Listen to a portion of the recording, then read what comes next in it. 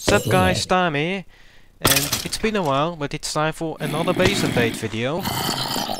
This will actually be the last one for now, because I have now finished all the main rooms of the base. I will of course still improve things and maybe add new stuff over time, but all the main bits are finished now, so it's time to show you what I have done.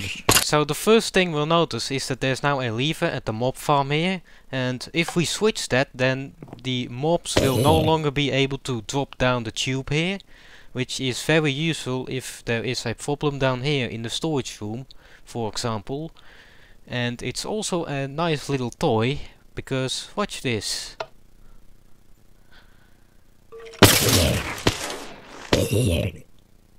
Also at the storage room we have another lever for the mob farm, and this one turns on the XP farming mode, and basically all the mobs will now be a one-hit kill except for zombies. So if we hit them, they die and we get their XP. And it also works as a record farm. Basically how that works is if a skeleton happens to fall down here facing the player, then they will be able to see you and they will start trying to shoot at you. And in that process they will actually be able, as you can see now actually, they will hit any mobs that are in front of it, including creepers of course, and then we will get their records. But the main stuff is on the right side of the base, where I have finished the final two rooms. So on the top floor we have a automatic potion brewer. The way how it works, it's a little bit complicated because it's so compact, but I'll try to explain as best as I can. So you want to add your water bottles in this chest here. I have already set these up, by the way. I'm just showing this to you so that you can set it up the way you want as well. But yeah, our water bottles go back there in that chest. Then your first ingredient goes in two separate places, so you want to add it firstly in this dropper here.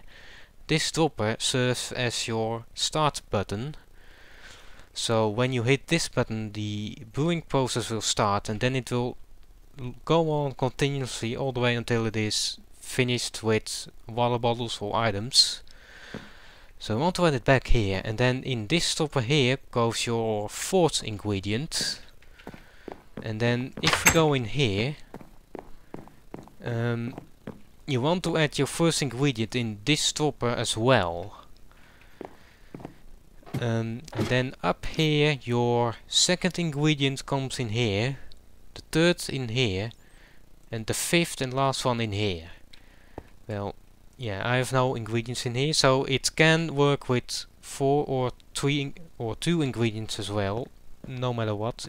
It supports up to 5 ingredients, so you can make all the potions in the game.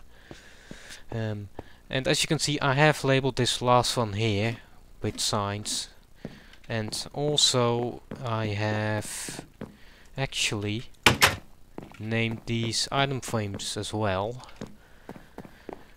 So if I hover over it, we can see here goes your first ingredient, in here goes your fourth ingredient, here go your water bottles, like I've shown before, and the entrance to the machine is over here.